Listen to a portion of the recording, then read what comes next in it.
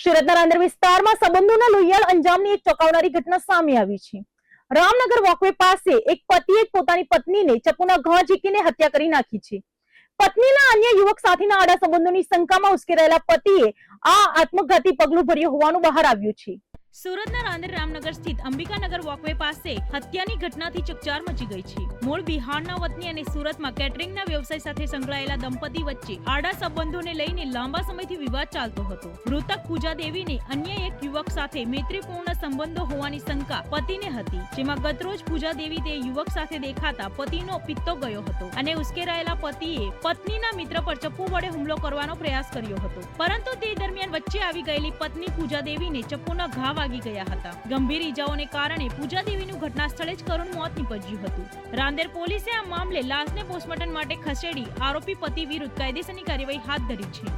સુરતના ખડોદરા ખાતે આજે આંગણવાડીની બહેનોએ પોતાની પડતર માંગણીઓને લઈને સરકાર સામે રણસિંગો ફૂંક્યું છે।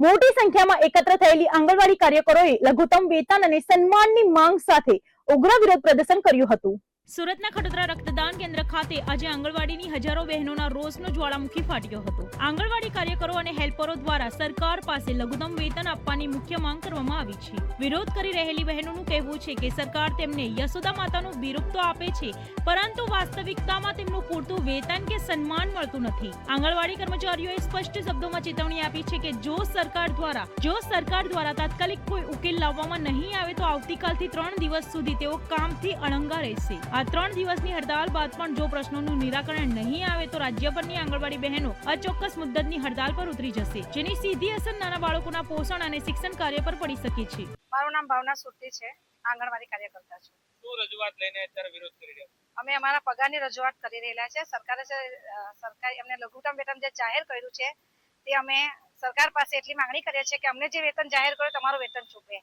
અને બીજી વસ્તુ કે આંગણવાડી વર્કર અને હેલ્પરને સરકારે એક બિરુદ આપેલું યશોદા માતાનું, કે તમે વર્કર અને હેલ્પર કૃષ્ણની માતાનું નામ આપ્યું છે કે કૃષ્ણ ભગવાનની માતાનું યશોદા તરીકે અમારી બહેનો કામ કરે છે, પણ સૌથી વધારે શોષણ યશોદા માતાના નામને બદનામ કરીને આંગણવાડી વર્કરો લોકોનું નામને ખાલી નામ આપેલું છે અને સૌથી વધારે શોષણ એક યશોદા માતાનું છે આમાં આંગણવાડીમાં। એટલા માટે સરકાર ખાલી નામથી જ નહીં પણ યશોદા માતાનો જે દરજ્જો આપ્યો છે તે પ્રમાણે અમને એટલી ઇજ્જત મળે સરકાર તરફથી, અમે એવી અપેક્ષા રાખીએ છીએ સરકાર પાસે। કઈ રીતે હવે 3 દિવસનો કાર્યક્રમ છે? 3 દિવસના કાર્યક્રમમાં અમે આજથી 5 તારીખથી અમને મોબાઈલની કામગીરી બંધ હતી, હવે કાલથી અમે 3 દિવસની કામથી અળગાવીને હડતાળનું આયોજન કરેલું છે। અને આગળ 3 દિવસ પછી જો સરકાર અમારી માંગ પૂરી નહીં થશે તો અમે વધારે મુદ્દતની અને વધારે કામથી અળગાવીને અચોક્કસ મુદ્દતની હડતાળમાં અમે જોડાઈશું। મારું નામ સીમાબેન શ્રીમાલવે, ગુજરાત આંગણવાડી કર્મચારી સંગઠનમાં સુરત જિલ્લામાં પ્રવક્તા તરીકે ફરજ બજાવું છું। આજે શું વિરોધ કરી રહ્યા છો? આજે અમે અહીંયા સિરિયલ રજા રિપોર્ટ રાખીને કામથી 3 દિવસ અળગા રહીએ છીએ, કેમ કે અમારા પગારના વધારો બિલકુલ નહીં થઈ રહ્યો। 2018 થી સેન્ટ્રલ ગવર્મેન્ટ થી અને 2022 થી રાજ્ય સરકારથી અમારા 1 રૂપિયાના બી પગારના વધારે નહીં થયું છે। મોંઘવારીના દિવસે દિવસે વધી રહી છે અને પગાર ધોરણ તેને તે જ છે, તો તમે વિચાર કરો 7-8 વર્ષની દરમિયાન શું શાકભાજીના ભાવ હતા, શું ગેસના બાટલાના ભાવ હતા, શું ભણતરના વિદ્યાર્થીઓના ફીસના ભાવ હતા, અને આજે પગાર તો અમારે એ જ છે અને ભણતરને બધી વસ્તુઓનો ભાવ વધી ગયો છે। તો અમારી આ હેલ્પર બહેનો હોય કે કાર્યકર બહેનો એટલા ઓછા 5,500 અને 10,000ના પગારમાં કેવી રીતે એનો ગણવ ધારણ કરે? જેવી રીતે ગુજરાત સરકારની વાતો છે મહિલા સશક્તિકરણની, તો આજે મહિલા સશક્તિકરણની અંદર આ બિચારી બહેનોની કફોડી દશા થઈ રહી છે। કેવી રીતે આ લોકો અમારા આંસુ નહીં દેખાતા અને બહેનોને નહીં સમજતા? તો તમારે રજૂઆત છે સરકારશ્રીને કે અમારી બહેનોને પગારના વધારા કરો, તો અમે તમને ગાતે વાતે અમે બીજી વાર તમને લાવવાની કોશિશ કરીએ, પણ અમારી બહેનોના સાથ સહકાર અને પગાર વધારા કરો, કેમ કે ગુજરાત હાઈકોર્ટ ચુકાદા આપ્યું છે છતાંય બી અમારું કઈ અમલીકરણમાં નહીં આવ્યો। એટલે બહેનો અમે બહુ રોષે છે। 3 દિવસ 18, 19 અને 20 કામથી અળગા રહેવાનું છે। ધન્યવાદ। સુરત મહાનગરપાલિકામાં કપૂરની ખરીદીની એક નવી દરખાસ્તને લઈને વિવાદનો મતપૂરો છંછેડાયો છે।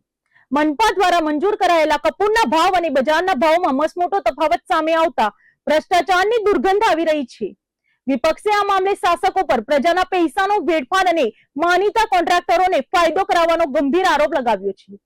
સુરત મનપા દ્વારા તાજેતરમાં કપૂરની ખરીદી માટેની એક દરખાસ્ત મંજૂર કરવામાં આવી છે, જેમાં કપૂરની કિંમત પ્રતિ કિલો 3530 રૂપિયા દર્શાવવામાં આવી છે. જો કે બજારમાં કપૂરના ભાવની તપાસ કરતા ચોંકાવનારી વિગતો સામે આવી છે. કપૂરના વેપારીઓના મતે સૌથી ઉચ્ચ ક્વોલિટીનું કપૂર પણ બજારમાં વધુમાં વધુ 1500 રૂપિયા પ્રતિ કિલોના ભાવે મળે છે. વેપારીઓનું કહેવું છે કે જો જથ્થાબંધ ખરીદી કરવાની હોય તો આ ભાવ હજુ પણ ઘટી શકે છે. ત્યારે સવાલ એ ઊભો થાય છે કે મનપા શા માટે બજાર ભાવ કરતા બમણાથી પણ વધુ કિંમતે કપૂર ખરીદવાની તૈયારી કરી રહી છે? શું આ દરખાસ્ત પાછળ કોઈ મોટું આર્થિક કૌભાંડ છુપાયેલું છે?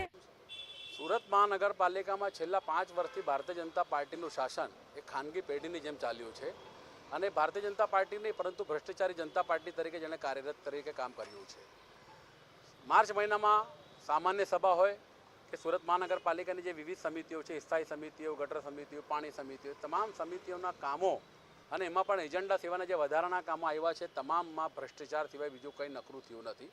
એનું ઉત્તમ ઉદાહરણ ડ્રેનેજ સમિતિની જે છેલ્લી સભા મળી અને એમાં જે મંજૂર કરવામાં આવ્યું આ રકમ કપૂર ગોળીઓ માટે એ જ દર્શાવે છે.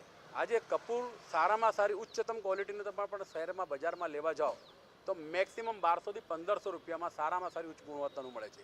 એ જ કપૂરની ગોળીઓ સુરત મહાનગરપાલિકાના શાસકોનું વહીવટીતંત્રએ પ્રજાના રૂપિયાનું પાણીનું વેવ કરીને, પરસેવાની કમાણીને પાણીમાં નાખીને, વેડફાટ કરીને 3500 રૂપિયામાં ખરીદી કરી છે પર કેજી. એટલે જ દર્શાવે છે કે ભારતીય જનતા પાર્ટીના શાસકો હોય, વહીવટીતંત્ર હોય, આમાં એમનું કમિશન લીધું છે અને એ કમિશન સુરત ભાજપ કાર્યાલય પંડિત દીનદયાલ ભવન હોય કે ગાંધીનગર સ્થિત કમલમ સુધી પહોંચી રહ્યું છે.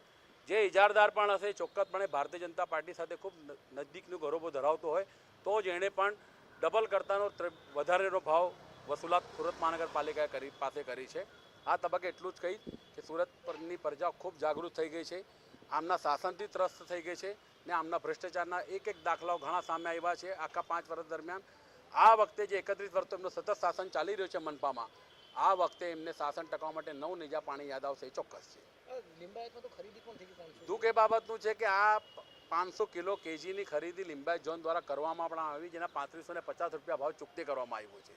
જે બજારની અંદર સારામાં સારી ક્વોલિટી લેવા જાઓ 1500 રૂપિયામાં કે 1200 રૂપિયામાં મળતો હોય એ 3550 રૂપિયા આપીને ખરીદી કરી છે.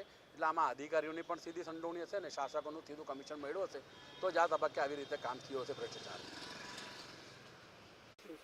હવે જો કપૂરની અંદર છે ને 3 પ્રકારના કપૂર આવે, જેમાં જનરલી ગોળીવાળું કપૂર છે આપણે સળગાવવા માટે યુઝ કરીએ છીએ. પછી એના કરતાં સારું જે કપૂર આવે ભીમસેની કપૂર આવે, એના મિડલનું દેશી કપૂર આવે. દેશી કપૂર જનરલી ઓછું ચાલે, એમાં સુગંધ વધારે હોય, ખાલી સુગંધ માટે સ્પેશિયલ યુઝ કરે. એના કરતાં બધામાં સારામાં સારી ક્વોલિટીનો કપૂર જે કહેવાય ભીમસેની કપૂર કહેવાય.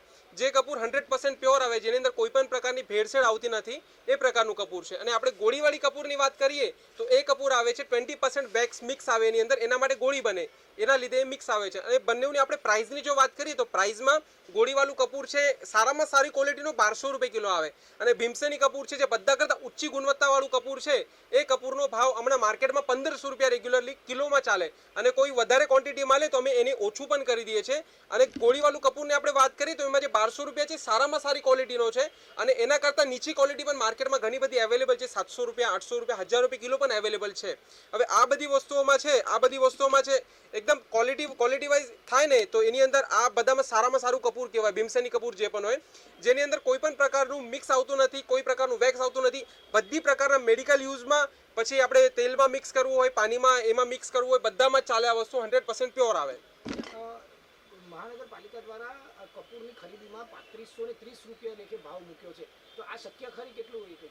હવે તમે જે કહો છો 3530 રૂપિયા ભાવ, આપણી પાસે જે કપૂર છે ગોળીવાળું કપૂર એ જો આપણે 3530 રૂપિયાથી કમ્પેર કરીને 3.5 ગણા વધારે ભાવ છે એ પ્રકારનો આપણે જોઈએ તો. અને એકદમ એ લોકોએ મેન્શન કર્યું છે કે કપૂરની ગોળી વેચાતી લીધી છે અને આપણી પાસે સારામાં સારું કપૂર છે ભીમસેની કપૂર. ભીમસેની કપૂર કરતાં સારું કપૂર આવતું નથી, એનો જ ભાવ 1500 છે સારામાં સારા કપૂરનો. અને એ લોકો 3530 રૂપિયામાં સાદું કપૂર લઈને આવ્યા છે. હવે એની પણ ક્વોલિટી સારામાં સારી લાવ્યા છે કે એના કરતાં ઓછી ક્વોલિટીનો લાવ્યા છે એ પણ મને તો ખબર નહીં, તમે તો મને કહો છો એના માટે મને હમણાં ખબર પડી. પણ બાકી આ વસ્તુમાં પણ ક્વોલિટી તમે જોશો તો આ સારામાં સારી ક્વોલિટી પણ 1200 રૂપિયા છે. કોઈ વધારે ક્વોન્ટિટી લેશે તો હજુ ઓછો રેટ કરી દેવાય એને. તો એ આટલું ભાવ હોઈ શકે ખરી 3530 રૂપિયા અને સારામાં સારું કપૂરનું તો 1500 છે, એટલે સોનું આમથી મોંઘું સોના જેવી વાત કરો? ના, એટલો ભાવ જુઓ. 24 કેરેટ સોનાનો ભાવ જે માર્કેટમાં હોય એ બધી જગ્યાએ સેમ ચાલે. હવે કોઈ બ્લેકમાં વેચે જેને એકદમ કોઈને મળતું નહીં હોય, કોઈ બ્લેકમાં ભ્રષ્ટાચારી કરે તો વધારે મોંઘું મળી શકે છે, પણ આ વસ્તુ એવી છે ને માર્કેટમાં અવેલેબલ પણ છે. બધી જ દુકાને તમે સુરતની કંઈ પણ દુકાન ફરી લો, તમને 2000 રૂપિયાની ઉપર તો આ વસ્તુ મળશે નહીં. વધારેમાં વધારે 2000, જે વધારે પ્રોફિટ કરતો હોય વધારે 2000 રૂપિયા મળશે. બાકી આ વસ્તુ છે આપણી પાસે 1500 રૂપિયા કિલોમાં અવેલેબલ છે, અને એના કરતાં સારું કપૂર માર્કેટમાં અવેલેબલ જ નથી. એટલે 3500 રૂપિયા 30 એ તો બહુ મોટી ભ્રષ્ટાચાર હોઈ શકે એવું મને. હા, એવું કહી શકીએ આપણે. 3500 રૂપિયા એ બહુ મોટી ભ્રષ્ટાચાર કહી શકીએ. આના કરતાં 2 ગણો વધારે ભાવ, એ પણ ગોળી કપૂરનો છે. આ તો ભીમસેની કપૂર છે. ગોળી કપૂરનો આના કરતાં વધારે ભાવ, તો એ તો ભ્રષ્ટાચાર જ કહી શકાય. સુરતની સારોલી પોલીસે આંતરરાજ્ય ઘરફોડ ચોરી કરતી ગેંગના 3 સાગરિકોને ઝડપી પાડીને મોટી સફળતા મેળવી છે. મહારાષ્ટ્રના પાલઘર જિલ્લામાં થયેલી લાખોની ચોરીનો ભેદ સુરત પોલીસે ઉકેલી કાઢ્યો છે. સુરત શહેરની સારોલી પોલીસની ટીમ નિયલ ચેકપોસ્ટ પાસે પેટ્રોલિંગ અને ચેકિંગમાં હતી તે દરમિયાન બાતમીના આધારે 3 શંકાસ્પદ ઇસમોને ઝડપી પાડ્યા હતા. પકડાયેલા આરોપીઓ રાજેશ માલવી, દિલખુશ ઉર્ફ દિલ્લુ બાછડા અને અંકિત ગોદાઉની સઘન પૂછપરછ કરતા જાણવા મળ્યું છે કે તેઓએ મહારાષ્ટ્રના પાલઘર જિલ્લાના કાંસા પોલીસ સ્ટેશન વિસ્તારમાં 2 મોટી ઘરફોડ ચોરીને અંજામ આપ્યો હતો. પોલીસે આરોપીઓ પાસેથી સોના ચાંદીના દાગીના અને મોબાઈલ ફોન સહિત કુલ્લે રૂપિયા 12,52,765 રૂપિયાનો મુદ્દામાલ જપ્ત કર્યો હતો. તપાસમાં એ પણ ખુલ્યું છે કે આ ગેંગ મધ્યપ્રદેશ અને રાજસ્થાનમાં પણ ચોરી, લૂંટ અને આર્મ્સ એક્ટ જેવા ગંભીર ગુનાઓમાં પોલીસ ચોપડે ચડી ચૂકી છે. હાલ સારોલી પોલીસે મહારાષ્ટ્ર પોલીસને આ અંગે જાણ કરી આગળની કાયદેસરની કાર્યવાહી હાથ ધરી છે. સારોલી પોલીસ સ્ટેશન વિસ્તારમાં નિયોન ચેકપોસ્ટ આવેલી છે. ગઈ તારીખ 16 માર્ચના રોજ જે રેગ્યુલર અમારું નિયોન ચેકપોસ્ટ વાહન ચેકિંગ ચાલે છે, એ વાહન ચેકિંગ દરમિયાન અમને એક શંકાસ્પદ મુવમેન્ટ જણાઈ, અને અમારી પાસે લોકલ ઇન્ફોર્મેશન પણ હતી કે આમાં મહારાષ્ટ્રથી અને વાપી વલસાડથી જે ચોરી કરનાર ગેંગ છે એ લોકો આ પ્રકારની કોઈ લક્ઝરીમાં બેસી અને આવી રહ્યા છે. એટલે અમારું જે સઘન વાહન ચેકિંગ ચાલતું હતું એ દરમિયાન આ લોકોને ખ્યાલ આવી જતા પાછળની લક્ઝરીમાંથી આ લોકો કૂદીને ત્યાંથી ભાગવાનો પ્રયત્ન કરતા પોલીસે ઇમિડિયેટલી એ લોકોને પકડી લીધેલા હતા. એમની પાસેથી જે મુદ્દામાલ રિકવર કર્યો છે એ આશરે 2.5 લાખ જેટલો છે, જેમાં સોના ચાંદીના દાગીના પણ છે. અને ઇન્ટ્રોગેશન દરમિયાન ખબર પડી છે કે મહારાષ્ટ્ર રાજ્યના જે પાલઘર જિલ્લો છે ત્યાંનું દહાણુ તાલુકાના કાંસા પોલીસ સ્ટેશન વિસ્તારમાં 2 ફરિયાદ દાખલ થઈ છે ઘરફોડની, જેનો જે આ મુદ્દામાલ છે એ મુદ્દામાલના જે ફોટોગ્રાફ્સ છે અમે મહારાષ્ટ્ર પાલઘર ખાતે જે કાંસા પોલીસ સ્ટેશન છે ત્યાંના અધિકારી સાથે શેર કરતાં ખબર પડી કે ત્યાંના જે ઘરફોડ કરી છે એ જ મુદ્દામાલ આ છે. એટલે અને કાંસા પોલીસ સ્ટેશનના મહારાષ્ટ્રમાં ગુનો પણ દાખલ થયેલા છે 2 ઘરફોડના. એના આધારે આ ત્રણેય જે આરોપી છે, જેનું નામ છે રાજેશ મદનલાલ માલવી, જેની ઉંમર છે 29 વર્ષ, જે મજૂરી કામ કરે છે, જે ગામ ચડોલી, તાલુકો નીમચ અને મધ્યપ્રદેશનો રહેવાસી છે. બીજો આરોપી છે દિલખુશ ઉર્ફે દિલ્લુ પપ્પુ બાછડા કરમાવત, જેની ઉંમર 23 વર્ષ છે, જે મજૂરી કામ કરે છે અને જે પીપલિયા રૂડીરાવજી થાના મનાસા મધ્યપ્રદેશમાં રહે છે. ત્રીજો આરોપી છે જે અંકિત મુકેશભાઈ ગોદાવન, જેની ઉંમર 25 વર્ષ છે, જે મજૂરી કામ કરે છે અને જે ગામ સડોલી થાના નીમચ મધ્યપ્રદેશમાં રહે છે. આ ત્રણેયનો ગુનાહિત ઇતિહાસ અમે ICGS પોર્ટલમાં ચેક કરતા આ ત્રણેયનો ગુનાહિત ઇતિહાસ પણ અમને મળી આવેલ છે, જેમાં જે મેઇન રાજેશ અને જે બીજો આરોપી છે દિલખુશ, એ બંને જણા અગાઉના ઘરફોડમાં પણ પકડાયેલા છે. અને જે ત્રીજો આરોપી છે અંકિત, એ પણ ત્રણમાંથી જે અંકિત છે એ પણ આગળના પોક્સોના ગુનામાં પકડાયેલો છે. સો જે અત્યારે આપણે ટેકનોલોજીનો યુઝ કરી રહ્યા છે ડિપાર્ટમેન્ટમાં, એમાં પણ ICGS પોર્ટલમાંથી અમને એમનો આગળનો ગુનાહિત ઇતિહાસ મળેલો છે, જેના આધારે અમે આ લોકોને અટક કરેલી છે. મુદ્દામાલ પણ અમે રિકવર કર્યો છે. અને નિયોન ચેકપોસ્ટ જે સારોલી પોલીસ સ્ટેશનમાં લાગે છે ત્યાંના જે PI છે સંદીપ વેકરિયા, ત્યાંના જે અમારો સર્વેલન્સનો સ્ટાફ છે PSI ધનંજય, સર્વેલન્સ PSI મેદપરા છે. બીજા અમારો ત્યાં જે રેગ્યુલર નિયોન ચેકપોસ્ટ ઉપર ચાલે છે વાહન ચેકિંગ, એમાં જે એમની શિફ્ટ હતી એ વિપુલસિંહ અને વિલેશભાઈએ બહુ જ એલર્ટનેસ બતાવી અને વાહન ચેકિંગ દરમિયાન આ સરસ ડિટેક્શન અમારું થયેલું છે. જે સંદર્ભે અમે ત્યાં જે થાના છે કાંસા થાના, ત્યાં પણ આ માહિતી શેર કરી છે અને આરોપીને પણ અમે હેન્ડઓવર કરીશું. ચોરી કરીને ગુજરાત આવવાનો પ્લાન શું હતો? ચોરી કરી અને એ લોકો જે ટ્રાન્સપોર્ટેશન માટે થઈને જે ટ્રાવેલ્સમાં બેસી અને સુરતમાં આવ્યા હતા અને ફરી પાછી બીજી બસ ચેન્જ કરીને મધ્યપ્રદેશ જવાના હતા. આ લોકો અત્યારે પ્રાઇમરી ઇન્ટ્રોગેશનમાં અત્યારે અમને એવું ખબર પડી છે કદાચ એ પાછળથી બીજો કોઈ પ્લાન અહીંયા કરવાના હોય. તમારું ઇન્ટ્રોગેશન ચાલુ છે અને પ્રાઇમરી ઇન્વેસ્ટિગેશનમાં એટલી ખબર પડી છે કે ત્યાં ચોરી કરીને સીધા એ લોકો ટ્રાન્સપોર્ટેશન માટે થઈને જ અહીંયા આવ્યા હતા. ઇન્ટ્રોગેશન ચાલુ છે અમારું. જે અમારે અપડેટ હશે અમે આપને જાણ કરીશું. સુરત પોલીસે એક મહિલાની વારે આવીને માનવતા અને કાયદાનું ઉત્તમ ઉદાહરણ પૂરું પાડ્યું છે. મૈદરપુરા વિસ્તારમાં રહેતા એક મહિલાની મિલકત પર ભાડુઆતે ગેરકાયદેસર કબજો જમાવી દીધો હતો. સુરત પોલીસ કમિશનરની સૂચનાથી એસઓજી પોલીસે આ મામલે કડક કાર્યવાહી કરીને મહિલાને તેમનું ઘર પરત અપાવ્યું છે. સુરતના મૈદરપુરામાં ઘોડિયા બાવા મંદિરની ગલીમાં રહેતા એક મહિલાએ પોતાની મિલકત આશરે એકાદ વર્ષ પહેલા વિપુલ કંસારા નામના કેટરર્સના વ્યવસાયને ભાડે આપી હતી. જોકે સમય જતા ભાડુઆત વિપુલની દાનત બગડી હતી અને તેણે મિલકત ખાલી કરવાને બદલે તેના પર કાયમી કબજો જમાવી દીધો હતો. પોતાની જ મિલકત ગુમાવવાનો ડર લાગતા મહિલાએ સુરત પોલીસ કમિશનર અનુપમસિંહ ગેહલોત સમક્ષ ન્યાયની ગુહાર લગાવી હતી. કમિશનર દ્વારા આ સંવેદનશીલ તપાસ એસઓજી પોલીસને સોંપવામાં આવી હતી. એસઓજી પોલીસે તાત્કાલિક એક્શન લઈને વિપુલ કંસારા પાસેથી મિલકત ખાલી કરાવી હતી અને કાયદેસરની પ્રક્રિયા પૂર્ણ કરીને મહિલાને તેમનું ઘર સોંપ્યું હતું. પોતાની છત પાછી મળતા મહિલાએ સુરત પોલીસનો આભાર માન્યો હતો. 5 વર્ષથી એ માણસ ભાડું પણ નહોતો આપતો, વેરો પણ નહોતો કરતો અને પાસે ખાલી કરવા માટે કર્યું તો કબજો પણ નહોતો આપતો. પછી અમને નકુમ સર, સોનારા સરને મળ્યા હતા. એમને એસઓજીની ટીમનો કોન્ટેક્ટ કરાવ્યો. ભટિયા સરને એસઓજીની ટીમ અમારી સાથે આવી અને અમને કબજો અપાવી દીધો છે. માટે અમે ખૂબ ખુશ છીએ. દુકાન છે સર, 2 દુકાન છે અને બહુ રિક્વેસ્ટ કરતા હતા, બહુ પ્રેમથી કહેતા હતા તો બી ગુંડાગીરી કરતા હતા અને જગ્યા ખાલી નહોતા કરતા અને કહેતા હતા કે તમને ઘરમાં આવીને પૈસા કાપી નાખશું, ભાડું લેવા આવશો તો એવું 1-2 ઇવન વેરો પણ નથી કર્યો. વેરો બી નહોતા તરફ થઈ ગયું તો પરમિશન લઈ લીધું, અપાઈ દીધું સર, ભાડું પણ પછી ભાડું 70,000 રૂપિયા ભાડું. तब देखा किसी देना वाला नहीं है. हाँ, तो अच्छे लोग हैं. अच्छा, सॉरी मैंने गुजराती में बोला, समझ में आया आपको. हाँ, बात हुई रात में तो सारा हो एना जागो एना नहीं कि પછી તમે જો પરખવામાં ગડબડ કરી જાય તો નહીં થાય. કેમેરા પર સર જાતું કરશે. હા, મને ખબર છે. બહુ અચ્છા